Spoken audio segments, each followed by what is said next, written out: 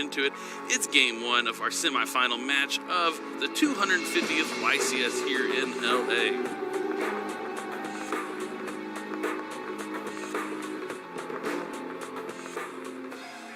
All right, I don't know if we got to see the die roll, if they have started the die roll just yet. They're just having a bit of a conversation with the table judge.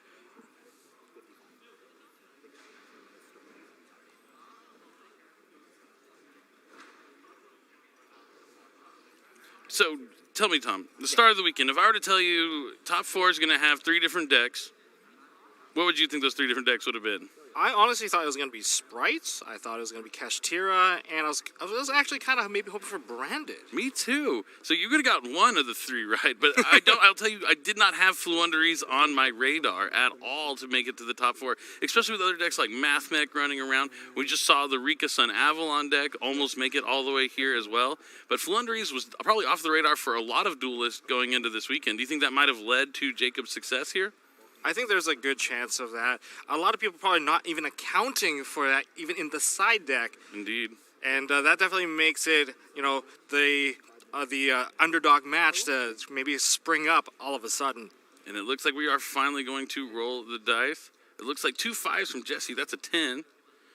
Next up, it's going to be a 9. Nines lose. Nines lose. They always lose. You don't ever want to roll a 9. And now Jesse is going to be able to go first and get his Naturia runic strategy online. So draws the 5 with those beautiful sleeves. In top 16, all the players did have to switch to these awesome World Championship qualifier sleeves. And 55 minutes on the clock. Here we go.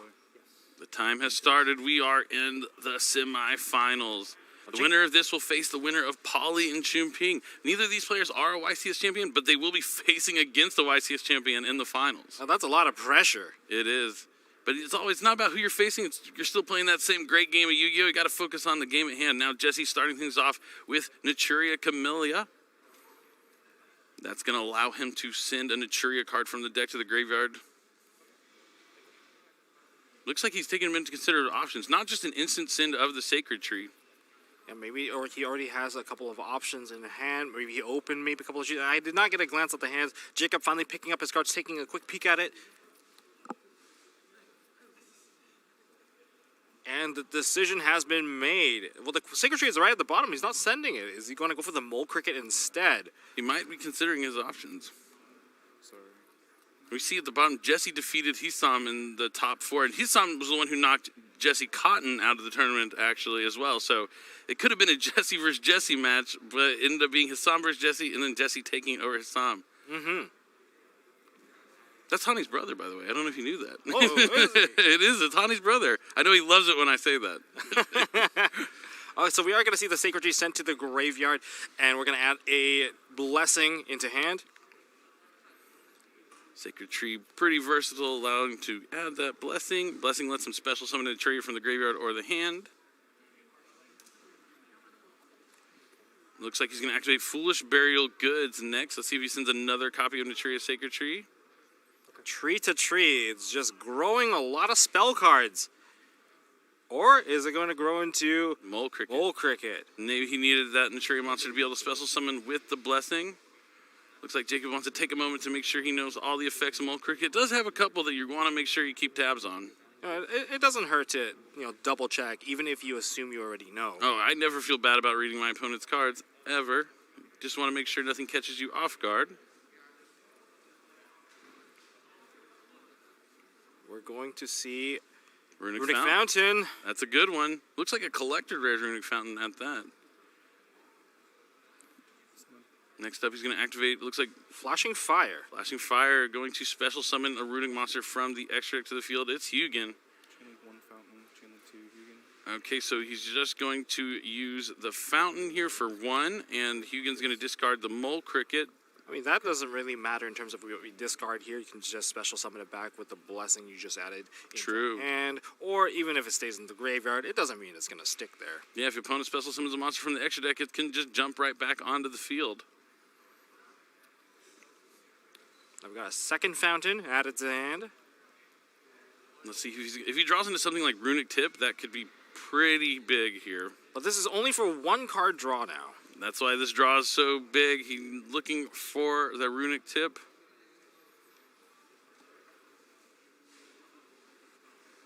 And, all right. He draws one. Let's see if he replaces that fountain with another copy of Runic Fountain. We do have a tuner on the field and another level 2 that could go into a level 6. Yeah, so if he has another Runic spell, he could go into Coral Dragon, use the Runic spell to special summon a level 4, and then synchro into Baron and draw a card from the Coral Dragon. We're seeing the blessing activated, special summoning back the Mole Cricket.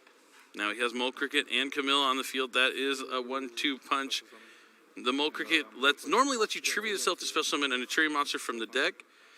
But since the Camellia will let him mill instead of tributing, he's going to mill 2 runic spells. That's so good. If he has one more runic spell in his hand, he is in such good shape now because of those cards that he sent from the deck to the graveyard.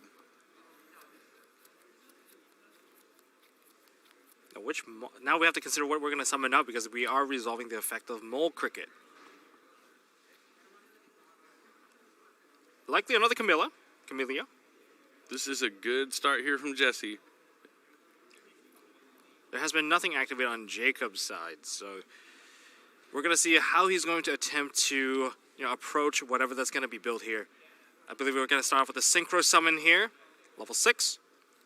It is Stardust Charge Warrior. Since he does have the Camellia, that's going to be a tuner, so he's not going to want to go for the Coral Dragon. That's kind of like your flex options. Like, if you have the Runic spell to get to level 4, you go for the Coral Dragon because it's a tuner. If you have the Camellia, you can go for the Stardust Charge Warrior because the Camellia is the tuner. But either way, you're getting to Baron to Floor. And there is a Runic spell. That is Smashing Storm. This is really showing... Smiting Storm. Smiting Storm. But this is really showing the synergy of the two decks. He didn't send those 2 cards in the top deck of his graveyard. He wouldn't have these 3 runic spells to put into the bottom of his deck and draw 3 more cards. This is literally a pot of greed from the cards he sent from the Camellia.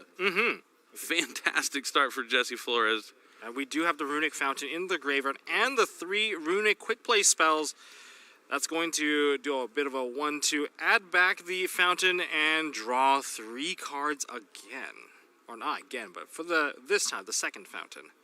1, 2, 3. The slowest draws I've ever seen. I'm usually excited to draw 3 cards. I don't normally draw them one at a time. Maybe on the anticipation, like, oh, maybe this next one's going to be the good one. Takes it slow. I mean, this deck draws so many cards. It really, he's already drawn 1, 2, 3, 4, 5 this turn. Yep. Now we have a Charge Warrior. That's not a tuner. We have a Camellia. That could be the option for the Synchro 10. Is happening. Here comes Baron de Fleur. Okay. Now, is there a different 5 that we can go into? There's nothing we can go into here. Nope, he's just going to probably leave the Mole Cricket up. Yeah, the Mole Cricket is not a tuner. And Baron's going to attempt to destroy his own card. Probably a Sacred Tree. It is. So he must have drawn this off the Runic Fountain because I don't think he discarded Sacred Tree with the Hugin earlier. So this is something he drew into later on in the turn. But now going to be able to trade a Sacred Tree, whose on-field effect not as useful as when it is sent to the graveyard, and swap that out for an Etruria Blessing. So he's going to be able to keep on going if he so chooses. We're going to see if he's going to choose to continue to Synchro. Maybe that opens up the option for Etruria Beast as well. That would be huge. Beast plus Baron de Fleur versus Flundry's matchup could spell disaster. Well, the Camellia is back on the field.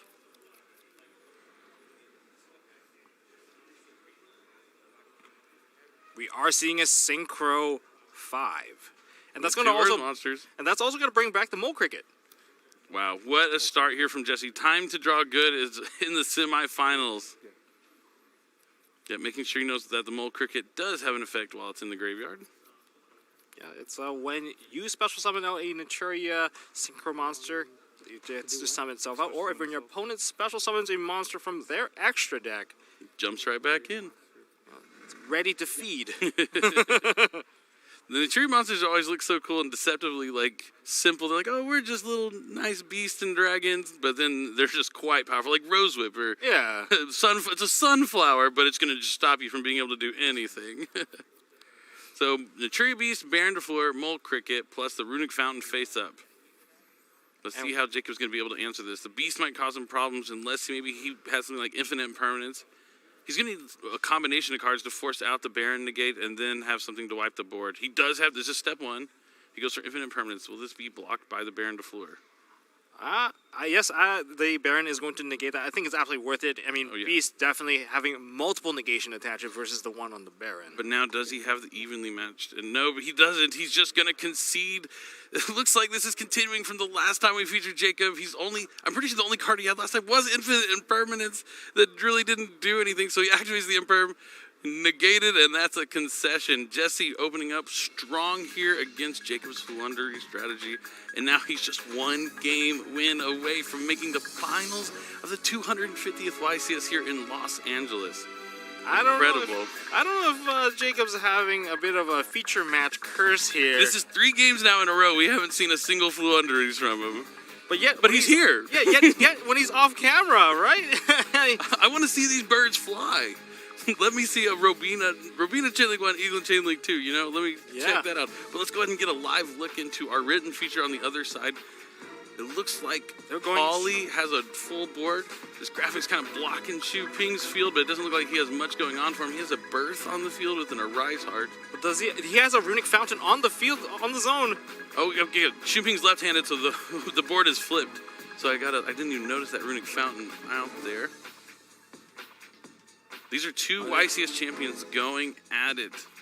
They're just taking damage. I just saw the pen started to be picked up there. It looked like they were just in the middle of a game. It didn't look like anyone really had a straight lead for each other, but we still have, that was a quick game 1. We still have 44 minutes, basically 45 minutes on the clock for this matchup. But going into the side decks, what cards do you put in going first against Naturia? I mean, I know you were saying cards like Dimension Shifter could be good against something like the Naturia Runic deck, but it's a card you might expect in a Flunderies deck too, because that used to be their classic starter. I'm going to activate Dimension Shifter, but I don't know if he's using it here this weekend. I mean, it is the one card that you can use that doesn't affect yourself. It's a bit of a classic play for them, but back then there was more T elements. So against Naturia, opening up strong, maybe blocking off ways for the Camilla to send the cards into the graveyard. Harpy's Featherstorm is a strong trap card that they always use in the past. I think that is probably one of their favorite cards to use, to be honest. It feels bad when it happens to you. It's like, I can't use any of my monster effects next to these silly little birds. But we're going to have to draw into those. Those are not accessible normally. Unless you're, that's what I like about, you can just tech it in swordsoul, right? Because you could synchro for the Cyber/Harpy. Yes. Yeah, and then you could still use the Harpy's Featherstorm with that strategy. And you can use it from your hand. Yeah, it's so cool because it's a Harpy's monster. Yeah, right? keep it hidden. Yeah, it's definitely one of my favorite trap cards of recent history. But now the duels have side decked and they're shuffling up. Jesse going second. I don't know if he knows what he's playing against. He did just see an infinite permanence. He might not know, but usually the rumors are flying around that, oh, there's a bird in here. Like, I mean, you probably heard him chirping somewhere around him in one of the previous top cut rounds. I mean, hopefully his wings don't get clipped on this round. But there are options here. I think, Drone Lockbird's also very strong. True. Against Naturia Runic, tons of searches, tons of draws. Sacred Tree all day. Yeah, exactly. Being able to cut off that particular line is going to be one of the more important things to do. But going first, but do you want your opening board building pieces, or do you want to just stop your opponent? That's a decision to make. I feel like from the past games we've seen Jacob on the stream, he just wants to get a Robina to touchdown. Just like he even had a pot of duality in that last feature match and just didn't get there at all. But I mean, that's always been one of the downsides of Flunderies. Obviously, his cards like Flunderies and the advent of Adventure coming out have made it more consistent, but if you can't access those cards, there's really nothing you can do. I think for that last game, that Naturia Beast might have played a role in the downfall. We didn't really get a chance to see his hand. If the Naturia Beast just stayed on the field and it was just a bunch of spell cards, dualities, it's not possible. Perhaps he was holding that duality he wanted to activate. But he can't because he has the Naturia Beast just shutting down everything. Exactly. Yeah. Hopefully now he's going first. Let's hope he doesn't draw a hand that doesn't have any birds in it, but I can only hope that, let me see if Flunderies in the map. I want to see some action. I want to see Snowl touchdown and see 3 normal summons in one turn. But let's see if that will happen here in game number 2 of this late night Yu-Gi-Oh! At the 250th YCS. Things are getting really close. Yeah, I believe the hands are drawn. Time to duel. Let's get this second game started. All right. Come on. Give me a Flunderies. Give me a bird. Show me the Rubina. Show me the... Okay, unexplored wins. That's going to let him put back some winged beasts from his hand. Oh, I don't know if I want to see that. I don't know if I want to see that as the first card to play. I mean, it means there's going to be no pot of prosperity this turn if he does in fact play it, but just it's usually this is just a mulligan effect where you're able to put some winged beasts back into your deck and draw some new cards. It also lets you tribute your opponent's cards. In fact, it's not even a tribute. It's just a send. Oh, it just sends sends it. But you can go after their spells and traps even. That's right, and you can even get rid of a card like Mask of Restrict. He had Ash Blossom for the mulligan. He's hoping to keep him with nothing, but he's going to start with Eaglin. This could be enough if he has any other Flunderies that he's able to activate in his hand, like Stree. He could summon Flunderies and Stree, banish to Ash Blossom. Yep. He's going to add Flunderies and Impin. Now it's going to be... Now, one thing interesting about his deck, he doesn't even run an extra deck at all. Oh, yeah. Do you know why? Have you have any clue why they're doing that? Enlightened. No, I thought maybe you would, but yeah, I'll tell you. It's because of Kashtira. If you don't have an extra deck at all, they can't deabolish you. They can't lock you out of your zone. So while you're giving up the extra deck, so you're giving up cards like Pot of Extravagance. Oh, yeah. Definitely not playing Pot of Prosperity. There is no extra deck. Exactly. But you definitely get a little more advantage when you're playing into Kashtira because you just locked them out of doing anything, and yet again, not being able to continue on. Oh, my. At least he played more cards than last time. He did. M-Pen is available. He could have... But the set card, if there is... A Dreaming Town? Dreaming Town, maybe there is additional ways to push through. Maybe some level 4 that he didn't summon on the last turn. It's going to be tough. He's going to need a good set card, and Jesse's going to start with Runic Tip. If there's a Drone Lockbreak, he might get the turn back. True. Maybe he has some sort of defensive option from the hand here to slow Jesse down. He's going to use Runic Tip instead of to add, do special summon from his extra deck, it looks like. That's a very interesting way. Maybe playing around the Droll. Play around the Droll or telegraphing that he just doesn't have any other Runic spell in his hand, potentially, but he's going to use Hugin to discard Sacred Tree to try and add Fountain. Ooh! Talking about a good way to get another turn, Tom. Harpy's Featherstorm, that's going to shut down that Hugin and all the activated monster effects for the rest of the turn. We were talking about how powerful that card can be, and now it might be enough, because now that he has the Eagland, he still has the Unexplored Winds face up on the field. That's going to let him reuse to shuffle back some of those monsters and draw into new cards. This could be the opening that Jacob needs to get back into this duel. But I also think that he's going to need to draw a really good card, considering that he did not drop any other level 1 birds. True. He's going to have a few draws to do it, but now Jesse's going to have to navigate the rest of his turn without monster effects. So Camilla is down. Most of the other cards are down. And since he led with the Runic Tip to special summon, I don't know if he has another Runic spell in his hand. Yeah, double checking what this card does. Potentially there are other monsters in hand that are high level. I mean, we know the M-Pen is there. There's potential. There's a potential that he's going to put the M-Pen back and maybe aim to draw into Rabina. Yep. I think that will be the case on the following turn. All right, so he's going to use that Sacred Tree that he discarded with Hugin to add Naturia Blessing. Now, just because you don't have effects this turn doesn't mean you don't have quick effects for your opponent's turn. Let's see if this is how it's going to play out.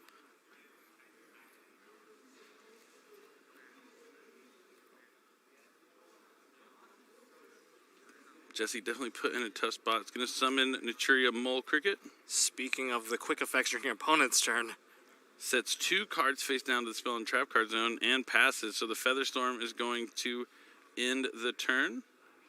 Very good stuff. Very good stuff here. Now we're going to wonder if we're going to stay in the standby phase because remember, Mole Cricket only activates during the main phase. So it does. You do have an opportunity to clear off that monster if you don't need to advance the phases so quickly. Or he could just catch him off guard. Yeah, it looks he's going to catch him off guard, tribute the Mole Cricket before he can do anything with the Flunder, or send it as a tribute cost for Impin. So he's going to be able to go Chainlink 1 Impin, Chainlink 2 Eaglin to add Eaglin back to the hand. This is so good. And Impin's going to be looking to add a Flundery Spell and Trap from the deck. Is one of these Spell and Trap cards that Jesse has going to be able to stop Impin? Nope, he gets the thumbs up, and it's all good on Jesse's side. We're finally seeing Jacob play cards. Yay! Let's go Flundery. And fly high. Leaving the Unexplored Winds on the field is one of the most dangerous things you can do. It's such a good card. It is really good. You're nothing is safe. It's literally telling you nothing is safe, and I don't need. He's going to be able to continue to send his opponent's cards to the graveyard for more tribute summons as long as he has them. Yeah, it's going to be a very difficult scenario. And this Eaglin's going to be coming out as Impin resolves, so he's definitely going to have at least one more. We're going to see if the 2 cards in the back row is going to have any impact for this. Let's hope that there is. Otherwise, this is going to be a whole board wipe. Yeah, Jacob's looking good this game. I mean, there's no fountain on Jesse's side. Like, he just really has nothing going for him. He just has that Hugin in defense mode. It looks like the Impin's going to add flunderies in the map of adventure. Magnificent map. Magnificent sorry. map. Yeah, I always get an Advent of Adventure, magnificent map. Yep. I mean, they're just flying around the world, meeting different birds. It's just flunderies is all these. These are all the other birds he's met along his travels, and it's Snau. Flunderies and Snau is going to be tribute summoned, so this is going to let him summon an additional time, up to 3 normal summons for the turn. That's not the only effect on that card. Oh, it also has that defensive option. Yeah, you can. I believe you can flip all the monsters face down on the opposing field. Really cool card. Didn't see a lot of play in the beginning, but now that they've lost stuff like the Wind Barrier, Statue of Stormwinds, maybe a pretty good option. And he's tributing his opponent's Naturia Blessing or sending it to the graveyard for the tribute for it to summon. And this is something that you don't have a timing to respond with either. It's very, very difficult. You have to preemptively activate your cards for these things. Now here comes the map. We know there's an Eaglin. Yep, so he's going to be able... Oh, he also has the Advent of Adventure as well. Things are looking good here for Jacob. His hopes are soaring high into the sky. So he's going to map Banish Eaglin, but he has the Ash Blossom. So he might stop him here. That's a pretty good Ash Blossom. I wonder if he just should have used the map first and then see if that could have baited out the Ash Blossom and then followed up with Advent of Adventure. Maybe he did activate the map and chain the Advent of Adventure. I couldn't tell. Ooh. So I think this just does stop. This does stop a lot. In the track. So now he's just sitting on that Snau. Still not having. Where is Robina? It has to be somewhere in his deck. I see here there should be 3. Okay, good. He remembered to include him in his Flunderies deck that took him all the way to top 4. I'm sure every other game he's been seeing it. But sometimes that's, this Yugioh, you just have to deal with the cards that you're dealt. Looks like he was going to use that extra summon. Are we using the effect? Or to shuffle back. Shuffle back. What? All right. I'm so sorry. Do you have to reveal the card? Yeah. I was like, That's does a he Ryza. know what it is? Oh, it's a Mega Ryza. Mega Ryza. So he gets to draw one new one. Is it the Robina? Normal summon Robina? It is! Finally! Off touchdown! Off the top. Jacob has been dying. He's been looking for this Robina up high and low, and finally it makes an appearance and descends onto the field, and it's going to allow him to add another Flunderies monster from his deck to his hand, and then the monsters additional normal summon. And the monsters on the field and the spell and trap on the field is not even safe. It's not, but he's going to go for an Eaglin, and I believe he already used... Did he summon? No, he hasn't summoned Eaglin yet. No, he has not. It started off with an M-Pen. That's right. He used the effect to add the Eaglin to hand, but then banished the Eaglin from hand for the map, so now he's going to be able to still summon Eaglin, I believe. Maybe not. Maybe he did use the Eaglin. If he's not summoning here, he definitely used it already. Oh, maybe that's how he got the Snau. But it's okay. Robina's going to take down Hugin, it looks like, and Hugin's effect's going to put it back into the extra deck when it's destroyed. Snau's going to connect directly. Is Jesse Fuller's top deck? Oh, I think he is. He had multiple ashes and couldn't play out his turn. The Mole Cricket also got sent to the graveyard. What was just drawn just It was a Naturia Camellia, so maybe something here. But if he happens to normal summon it, that's going to trigger that map, which is going to summon the Eaglin from hand, which is going to add another monster that he will be able to tribute Jesse's cards off the field. So Jesse's still in a tough spot. We might be seeing a game number 3 here in our semifinal match.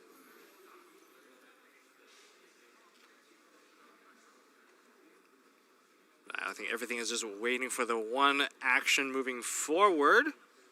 Or did he just set a card? I think they might be talking to the judge for a second. Let's see what Jesse's last face down card is. Is it something that's going to be able to deal with the map face up on the field? It's a tip.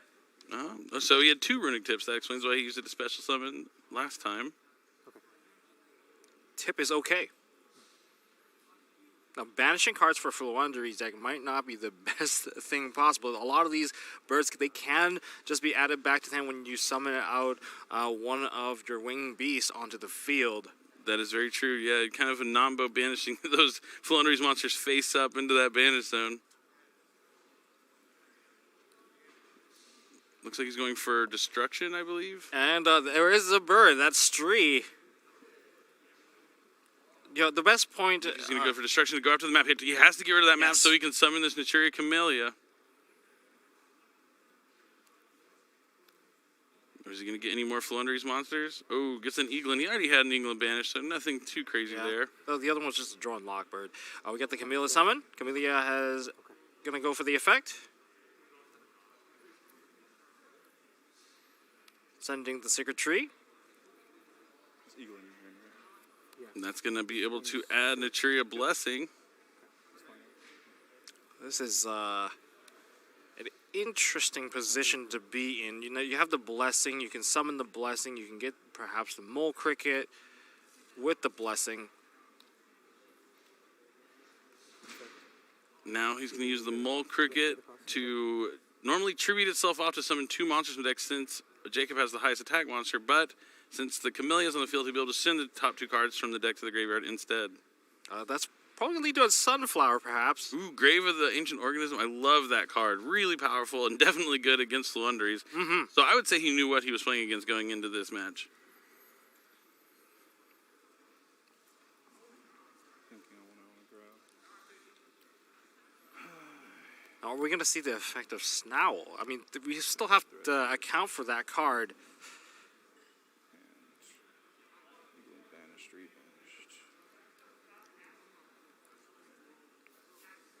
Really considering his decision here. I mean, it's a make or break whether you play an additional game or you go straight to the finals.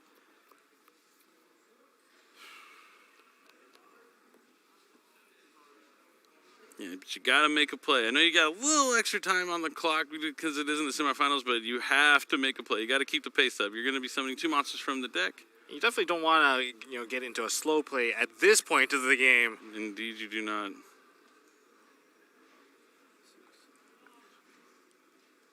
But this is probably the most important decision of his tournament life so far.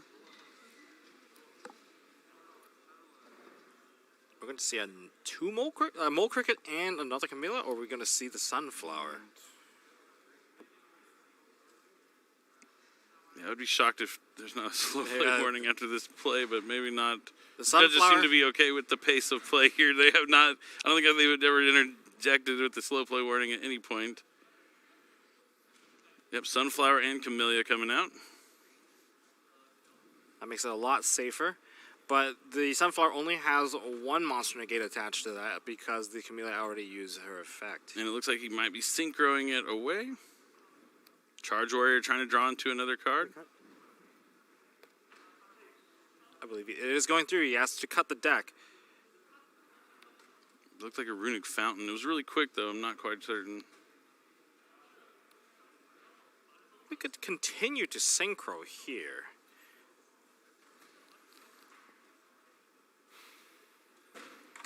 He needs to play a little bit faster, though. I know it's complicated and, it's a lot on the line, but you got to keep your pace of play up. This tournament's been about, 5 minutes, but only a couple. He only had 2 cards at the start of it. Not many actions taking place. You got to keep your pace of play up. Now he's going to synchro for Baron de Fleur.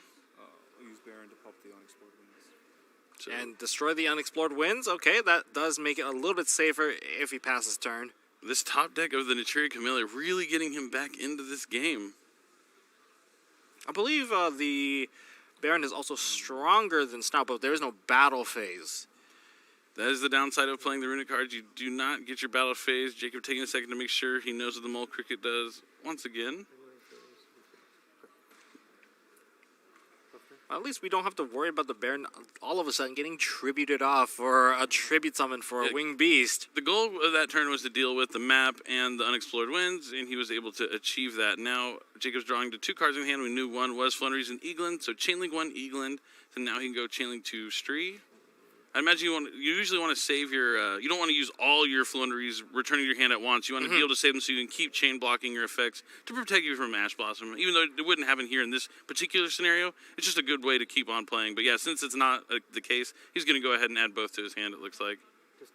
But maybe not. Maybe he's just doing just Eagling. Yep, see, there's no point to it. It's really just better for protection. It's just good to keep that habit. I definitely agree.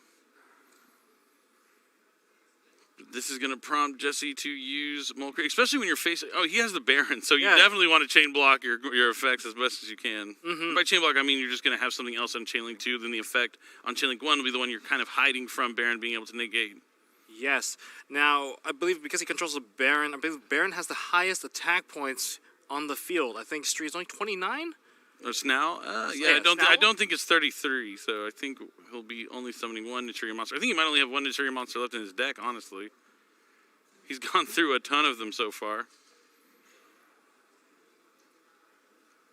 Does he even have any other monster left? One more Camellia.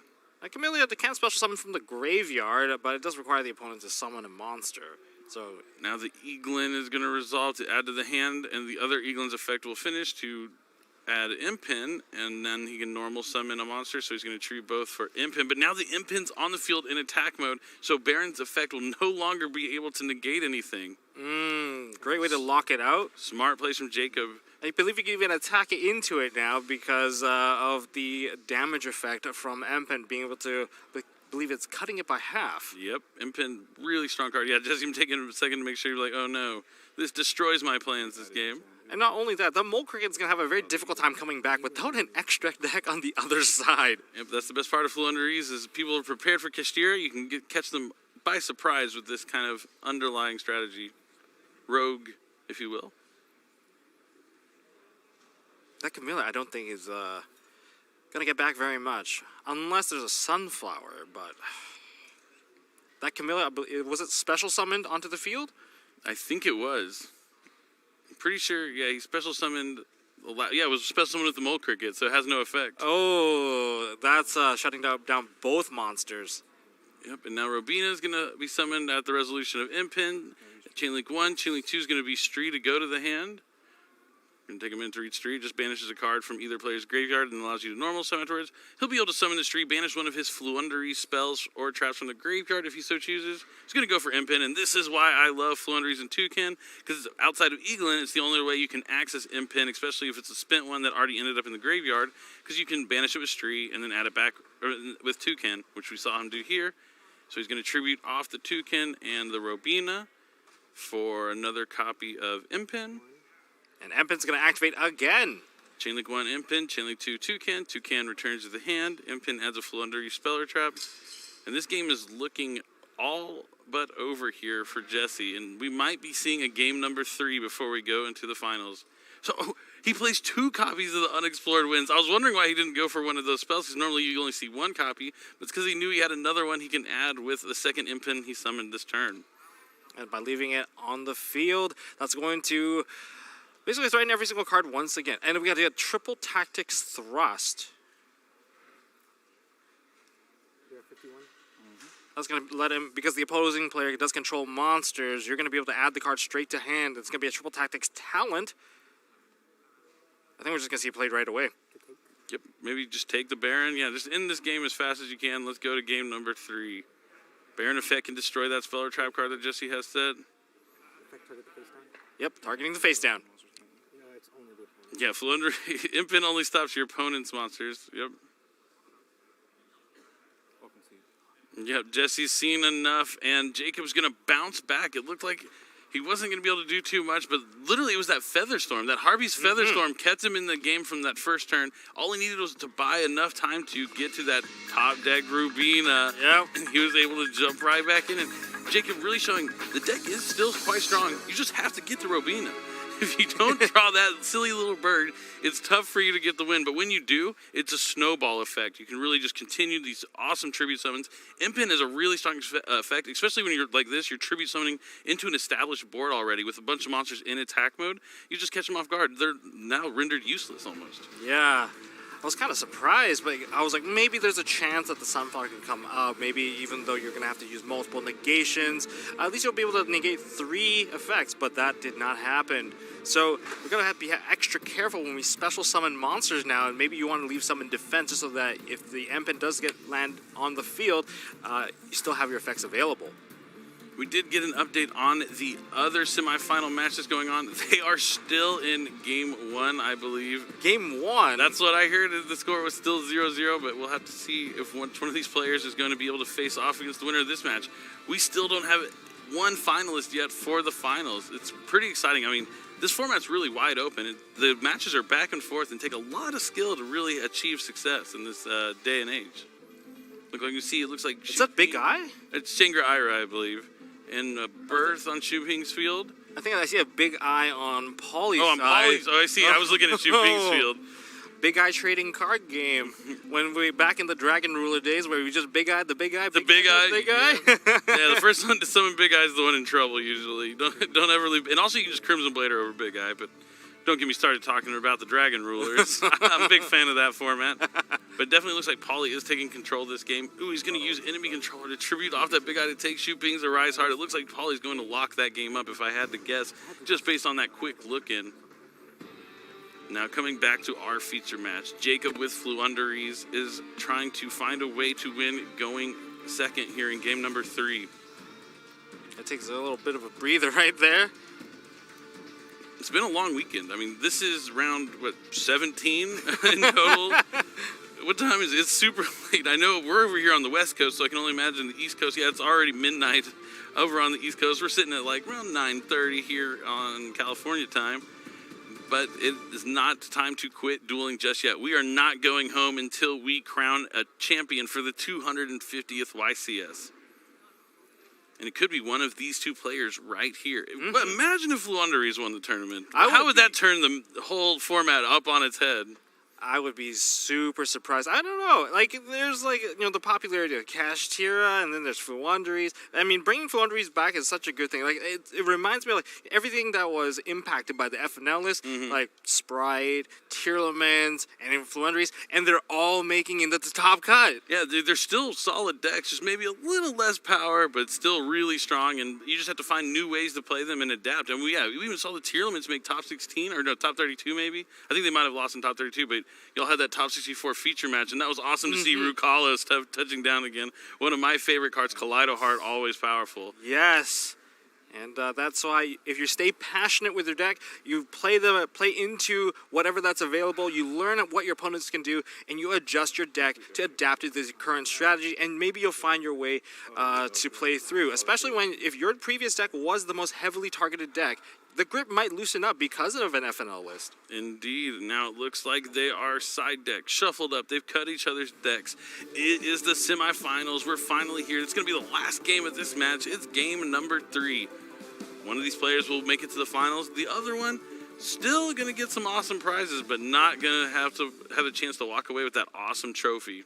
Okay, with 19 minutes on the clock, here we go. I can only assume Jesse's going to go first. Says good luck before game number 3. He's all about having fun, respecting the game as well, which I can only appreciate as another player who immensely loves the game. All right, let's see what he has in his opening hand. What does he start with? It's going to be a runic spell, and now that's going to special summon maybe a Hugin. Is it going to be a Hugin discarding an Aturia Sacred Tree? That is their favorite opening, after all. It happens all the time. We've seen it many, many times on the feature match, but this time not so much. But it's not a bad card to throw away either. Ooh, but Infinite Impermanence shutting down the Hugin from adding Runic Fountain. This could be detrimental if Jesse doesn't have any sort of follow-up, because now he's invested 2 cards. He does have a Camellia, so he has both sides of the deck. That's the big thing about Naturia Runic, because you want to make sure you draw a combination of Runic cards with Naturia cards. If you draw too much of one side, it won't really work as well as your deck is designed to, but when you draw both sides of the engine together, it's fantastic. Camilla is now going to... Are we waiting for a response? There might be something else. As no cards have been sent to the graveyard yet, we're still in this chain. There's Ash Blossom, okay. Besides the Ash the Camilla, doesn't want to send the graveyard. Oh, it looks like the other match did finish, and it looks like Paulie was the winner. Paulie defeats Xu Ping, and now Paulie is in the finals. He 2-0'd Xu Ping and is in the finals of the 250th YCS. Paulie's an awesome guy. I can't wait to see which one of these players he's going to be facing off against. Will it be Fluunderies or Naturia Runic? Both of these are going to be difficult matchups for Paulie. Yeah, both looking good against Kashtira, but Paulie's the best Kashtira player in the room this weekend. At the end of the day, even if he doesn't walk away with the title, he's walking away with the top-ranked Kashtira player. Yes, And we are still waiting for this particular game state to move on. Looks like he's going to synchro summon with Hugin and Camellia for maybe a Stardust Charge Warrior to try and draw into something huge here. This is going to increase his hand to 3 cards. I mean, every card counts, so... Ooh, looks like he drew Runic Tip. That's a good one. If he has another Runic spell in his hand, he'll be able to add Runic Fountain, and that will let him go into drawing 3 more cards. Jacob already had to use 2 cards from his hand, so he's only sitting on 3. So if Jesse is able to continue past this, it would be huge. The top, Ooh, that's a good card to hit. Exactly. Oh, my. Now Jesse's activating the Runic Fountain. I can only imagine he has another Runic Quick Play that he's going to activate next. And he's using the summon effect for flashing fire, and that is going to do it to re-enable the entire deck right now. This play Really just showing the power of the Cherry Runic deck to play through those disruptions from the hand on Jacob's sides. And now here returns 3 to draw 3 fresh cards. And if he draws something like Naturia Blessing, he is in good shape. Using every card in his hand that he drew on this first turn to continue his plays, including the top deck from the Charge Warrior. Yeah, once again, every card counts, and Jacob does not have... Well, it can't activate another Ash Blossom. The only way that could have been disrupted would be like something like a Ghost Bell, or maybe even a Ghost Ogre.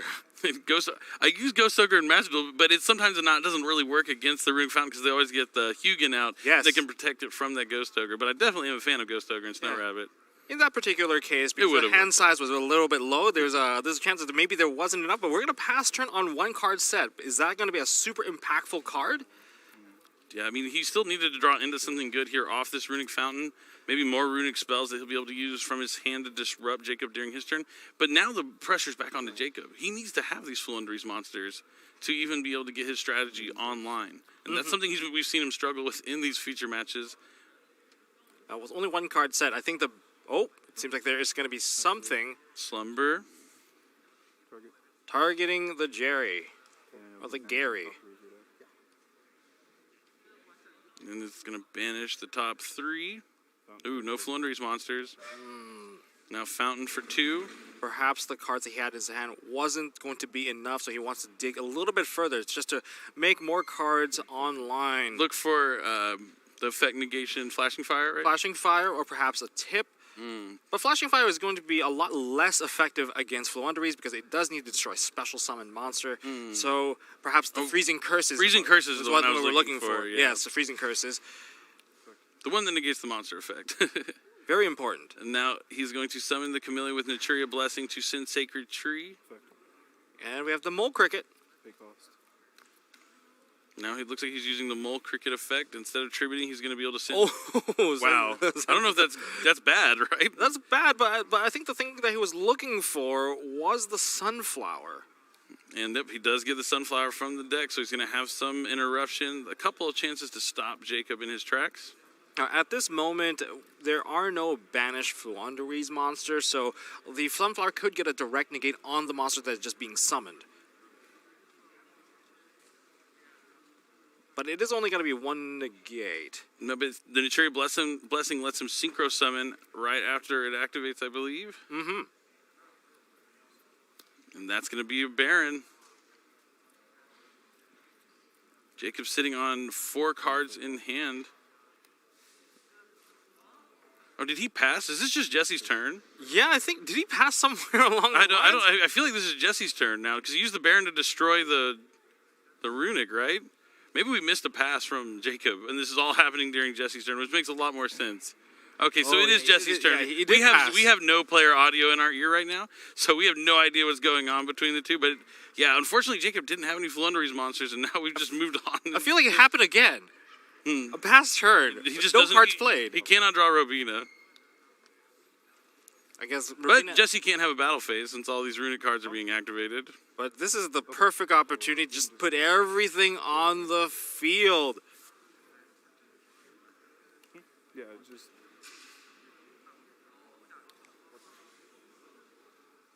Oh, my. Yeah. Oh, that's the golden droplets? Okay, so the Gary can't be destroyed by card effects, so the Baron couldn't destroy it, so he can't activate the next no. runic spell. So he's going to put that runic spell back in his hand. Okay. He's going to get a warning for that one. Mm-hmm. For this exact one, I'm not too sure. I don't know if he's going to be able to actually get rid of that monster that's in the extra monster if he really wants to use that as the only way to continue play. Yeah, 3 Camillas in the graveyard. But, I mean, he's still in pretty good shape, even though he doesn't have his battle phase. If there's a way to blessing one of the Camilla back, that's going to make it very difficult for Jacob to even start the turn without something like an evenly matched. And even then, there's still a Baron on the field, so everything's really layered up to protect this field.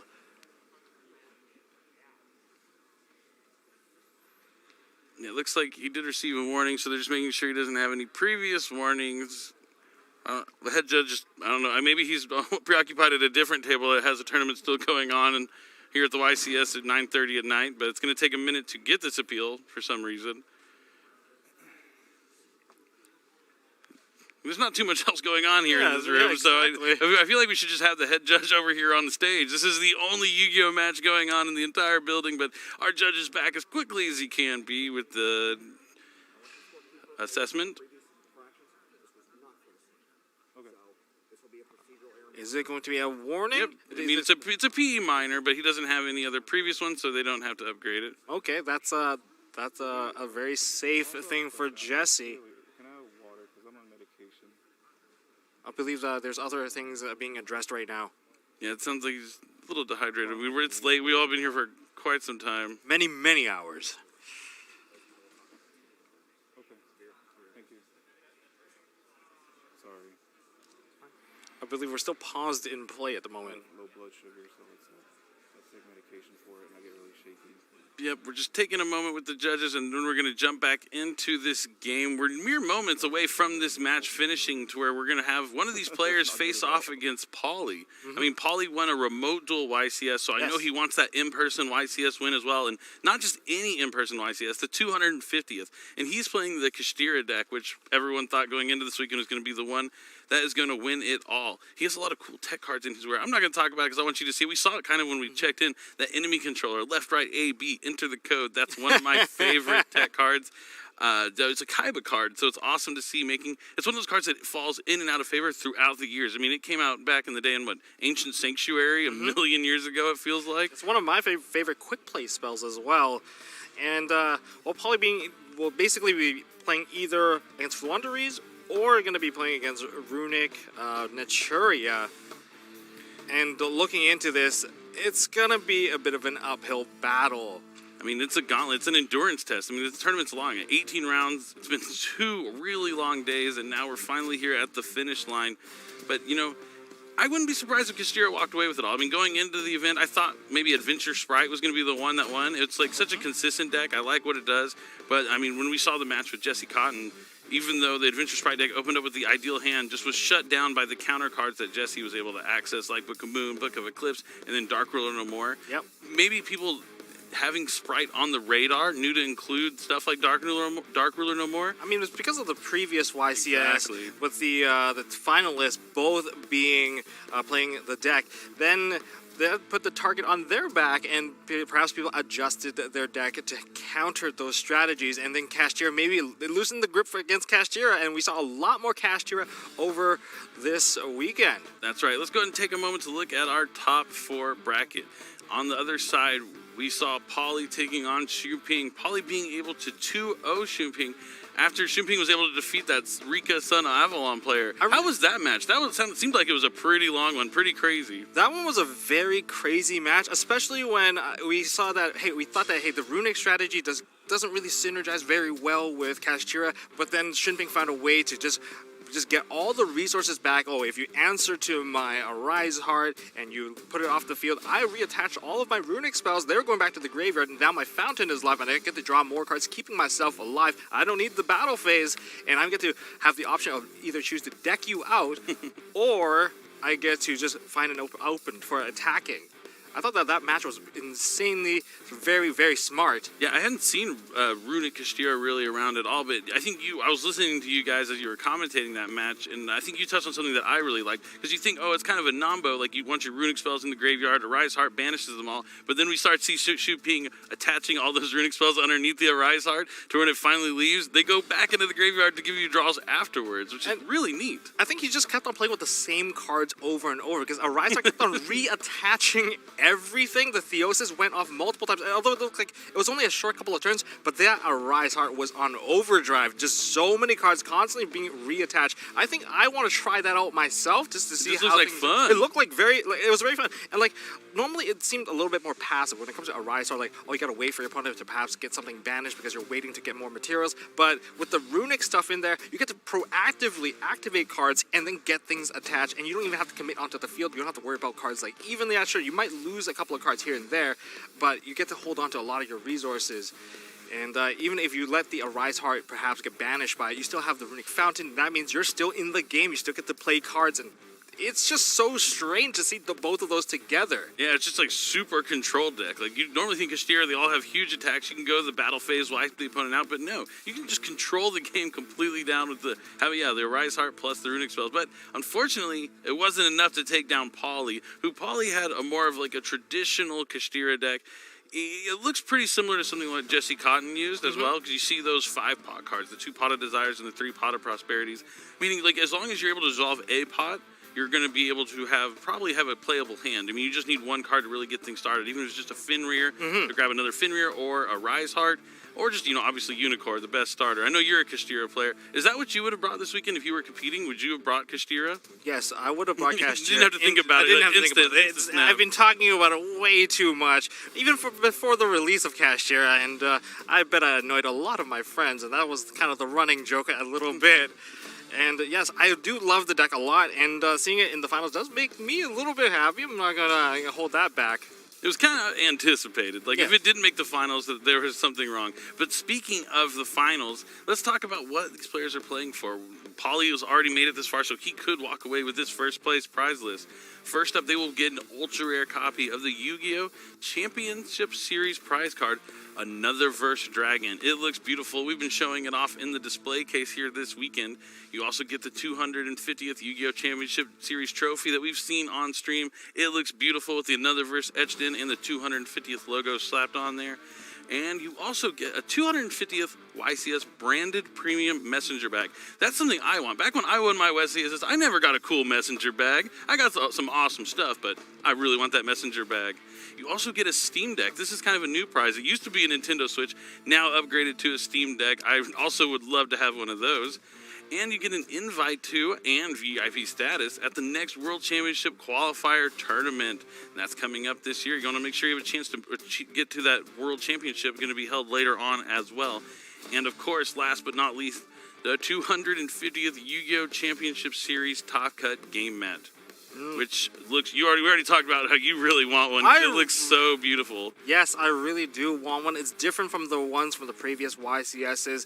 And, well, I don't know what I can say about that, but these are the players that are going to get it. I'm going to be pretty jealous about what they got. Yeah, I mean, that's always the thing when you're commentating. You're like, oh, that could be me. But you know what? I'm happy to be here and being able to watch so many different games. We've seen so many different decks throughout the weekend. Even though Kashtira seems to be a pretty dominating force, there's a lot of strategies that you can tech out and find ways to counteract that Kashtira strategy and still find success in a sea of Kashtiras with the strategy that you prefer. We've seen Mathmex, Fluunderies, Naturia Runic, all sorts of different decks, and now it looks like we're finally going to jump back into the game. We had the situation resolved, and now it is Jesse's turn to continue. Going to set one card face down.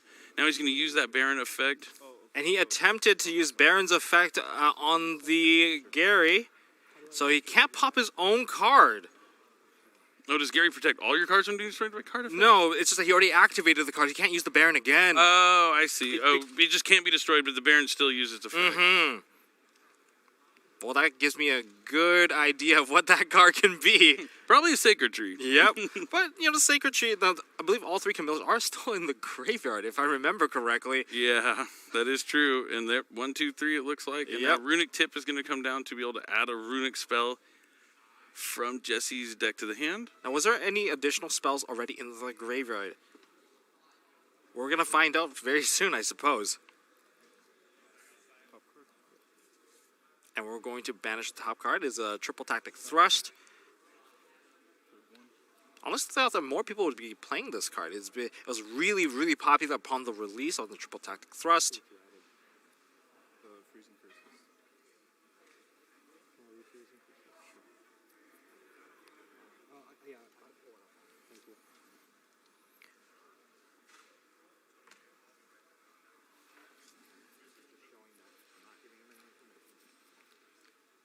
Jesse, oh, I believe we're checking on a card text.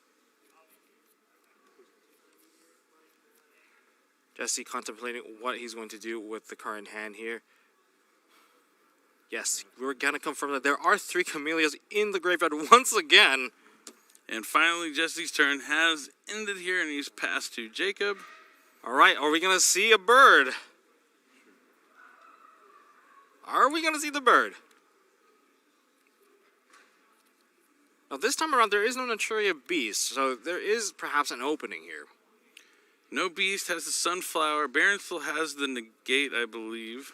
Yes, and Sunflower can only just do 1 effect negation this time. All right, so he's going to lead with Toucan. Does he have anything banished? He's going to go after the map. Oh, that's the... or sorry, not map. Advent of Adventure.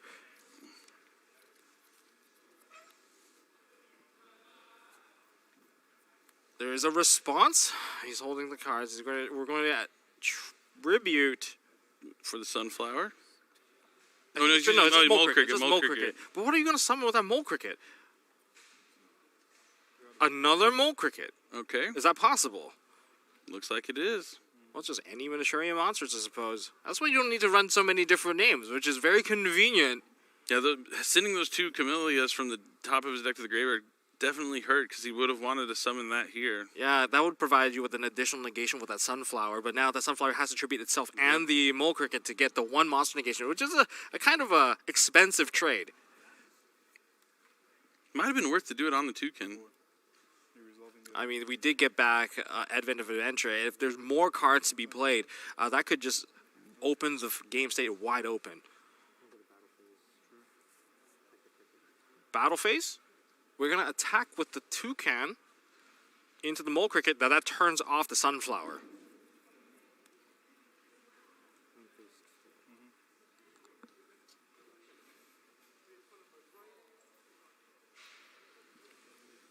I think the Naturia lineup might be running out of gas.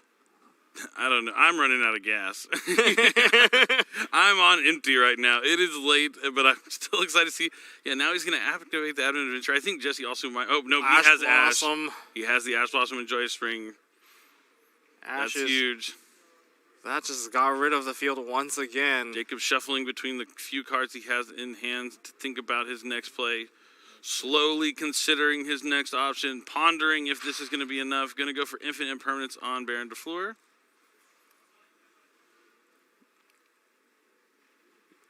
Is there a field spell plus another Floowandereeze monster? He does have at least 3 cards left. Triple Tactic Talent. Oh. That's a good one.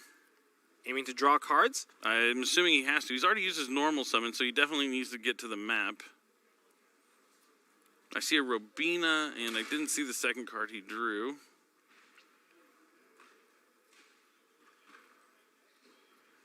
Will this be enough? Triple Tactics Thrust. Ooh. This is huge. He's going to be able to grab any normal spell or trap from his deck. Unfortunately, not a field spell, but he could grab a Terraforming. That's a good normal spell that gets you into a field spell. If this is the thing grabbing Terraforming, I'm going to be very excited here. Unless he banished off the top of the deck. Oh, nope. It's still there. Still there. Oh. Oh, this is going to be huge. If this resolves, this is going to be huge.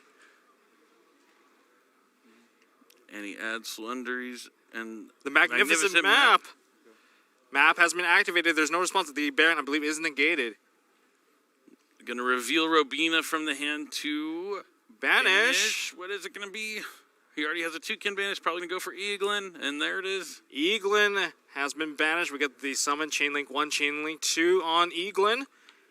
Does Jesse have any response? He has. Oh, there is a response. Freezing That's curses. gonna cut off the next few normal summons because That should be enough. That should be enough to do it here.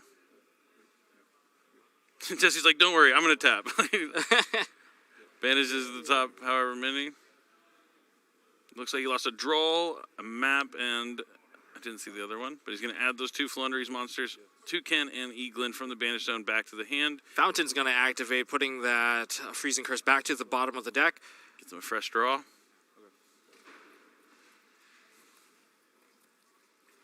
Oh, and if the Baron turns back online, that's going to be a bit of an issue. Okay, so we're going to see the Unexplored Winds activated. This could be useful. He's going to maybe be able to swap out some of the... Because he did just add two Flunderies monsters that he can't summon back to his hand, and now he can return those to the deck to try and draw some fresh cards. And we are going to see the Toucan, just one. Bottom of the deck. He draws one. I don't think there's any more additional normal summons that you can do with the turn, so we're going to be passing turn. Jesse Flores drawing for turn. Still can't attack, but it's going to activate Naturia Blessing. The Camellia is back. It's the only Camellia. That's going to send Sacred Tree, so he's able to add another copy of Blessing from the deck to the hand. I believe I can't see it, but I can only assume that is what he's adding. And it's going to be Ash Blossom. Oh, okay. On the Sacred Tree? Okay, that's fine. Yep, he has the Sacred Tree, not a big deal.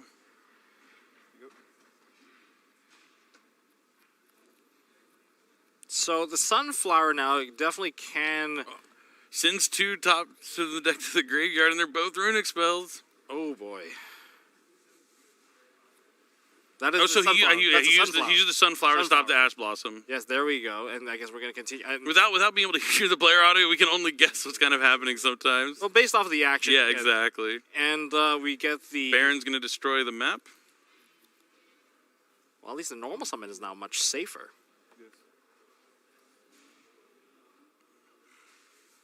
There's still one more monster effect negation available on this current turn. Mm-hmm. And then, oh, but don't forget, we do have the tuner now. But it's a 4 and a 4. That leads into an 8. I just feel like I'm sitting in rush hour traffic and we're gridlocked and nothing is going forward. Proceed. It looks like an Exceed summon for Dugaris. So he's going to be able to detach two to special summon back Camellia, it looks like. And are we going into a synchro? Coral Dragon. Coral Dragon is a strong one. He's going to discard a otherwise useless call by the grave, essentially. And taking out the Unexplored Winds, not something you want to leave face up on a Flunderies field. Well, that was a special summon effect. What's the thing that lock you out of when it comes to special summoning from the graveyard? Do you lose your next main phase? I have no idea, but that sounds right. Yeah, when you double the damage, you don't get the battle phase. When you do the drawing, you don't get the draw in the next draw phase. So when you special summon from the graveyard, I believe you also lose your main phase. Is that a flashing fire? Well, just remember to enter the battle phase at this point. Otherwise, you're going to lose your main phase and battle phase going straight to the end phase next turn.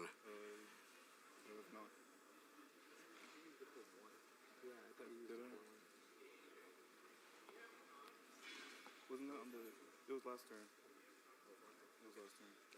I believe they're... Yeah, he used the fountain during Jacob's turn to draw one. Mm-hmm. And now this is a new turn. It's his turn, and now he can use it to draw three. I mean, once the deck thins out once a runic deck thins out that much, you're basically going to be cycling the same cards over and over and over again. You're going to be able to draw the same utility cards. You're going to just keep yourself in the game, basically never be able to deck out. Yep, and now we're going to see a synchro summon for Chang Ying. And now we saw how he used the Chang Ying so successfully before. You're able to activate a runic spell. And also, I want to go back to that match. When he activated the runic slumber in his previous game, he didn't target his own Chang Ying. He targeted one of his opponent's monsters, so that's why he was still able to attack. And he was already in the battle phase. Mm-hmm. I think I kind of misspoke there because we can't really tell when we have to guess where they're pointing and everything. But definitely didn't make a mistake in that previous game if you were there to watch that.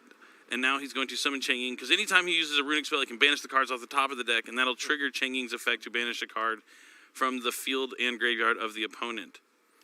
We're going to use this Freezing Curse to summon out Munin. Targeting protection as well as life gain during the end phase.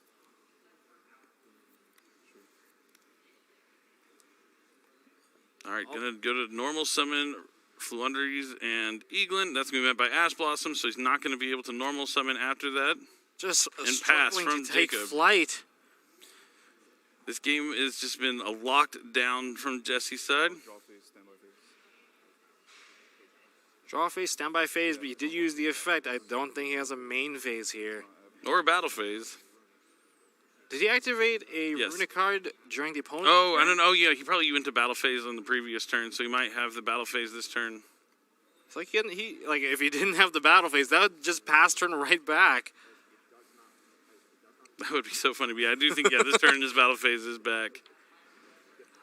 I'm going to assume that we are in the battle phase. I don't think, because if you actually choose not to go into the battle phase, you go straight to end phase. Yeah, you can't just go to main phase 2 there.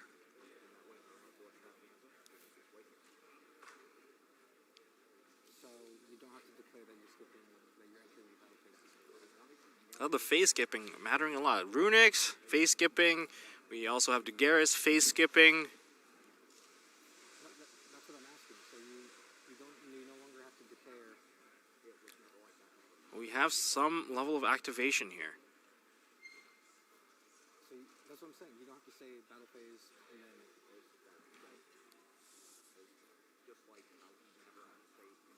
Looks like they are trying to just discuss what phases they're in.